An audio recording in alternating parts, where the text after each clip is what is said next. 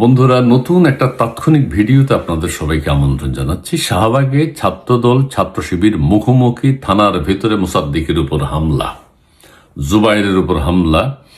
কি কারণে এই ঘটনাটি ঘটেছে সেটি একটু বলি। সেটা হচ্ছে গুপ্ত নিয়ে ক্যাম্পাসে কয়েকদিন যাবত একটা ঘটনা ঘটছে।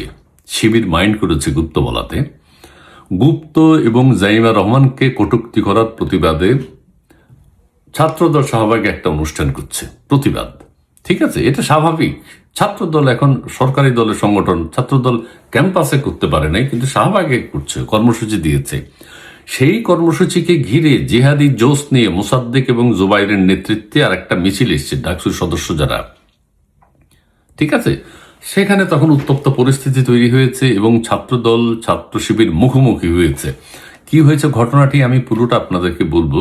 জুবাইর এবং মোসাদ্দেকের উপর হামলা কিন্তু খুব একটা বেশি হয়নি, আঘাত করতে পারেনি, কারণ থানার ভিতরে তারা ঢুকে গেছে, আত্মরক্ষা করেছে।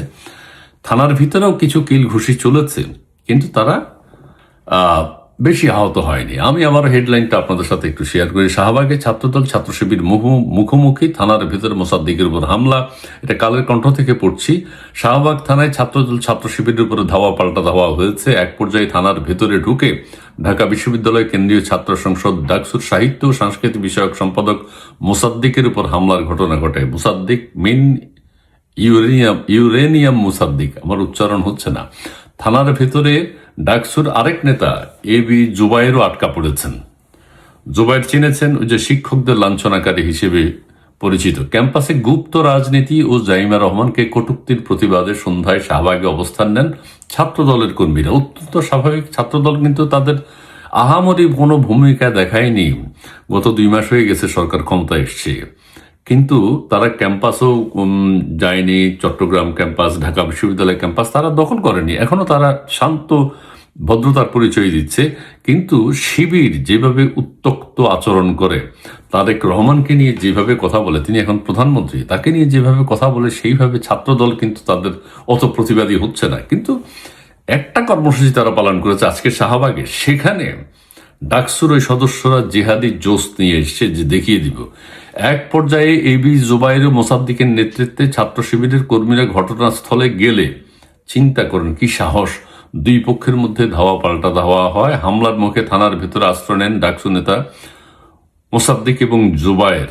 ডাকসুর শিবির প্যানেলের প্রার্থী তারাও এসছে, মানে শিবিরের যারা সমর্থক রয়েছে তারা এসছে মিছিল সহকারে। এর আগে বুধবার ডাকসু নেতা মোসাদ্দেক ছাত্রদল নেতার বিরুদ্ধে হেনস্থা হুমকির অভিযোগ দেওয়ার পর আগে অন্যান্য ঘটনা ঘটেছে, সেদিকে আমি যাব না। ঘটনা হচ্ছে এখন ওই যে মোসাদ্দেকের উপর একবার ছাত্রদল চড়াও হয়েছে গত পরশুদিন সম্ভবত, সেটা আপনারা জানেন। তার প্রতিবাদ আবার সে জানিয়েছে। ছাত্রদল যেহেতু শাহবাগে একটা কর্মসূচি করছে, তোমরা ডাকসু ভবনের সামনে আর একটা কর্মসূচি করো। তোমরা শাহবাগে আসলে কেন? আবার ছাত্র শিবিররা কেন আসতে হবে এখানে? তো উত্তপ্ত পরিস্থিতি তৈরি হবে, তৈরি হওয়াটাই স্বাভাবিক, সেটাই হয়েছে। তবে আহামরি কোনো ঘটনা ঘটেনি, ধাওয়া পাল্টা ধাওয়া হয়েছে। দেখা যাক আগামী দিনগুলোতে কি দেখা যায়। তবে ছাত্রদল এখনো ধৈর্যের পরিচয় দিচ্ছে, সহনশীলতার পরিচয় দিচ্ছে। ক্যাম্পাস জোর করে দখল করেনি। ছাত্র শিবির যা দেখাচ্ছে সারা বাংলাদেশে, সে অনুযায়ী ছাত্রদল এখনো কোণঠাসা আমরা বলতে পারি। ধন্যবাদ।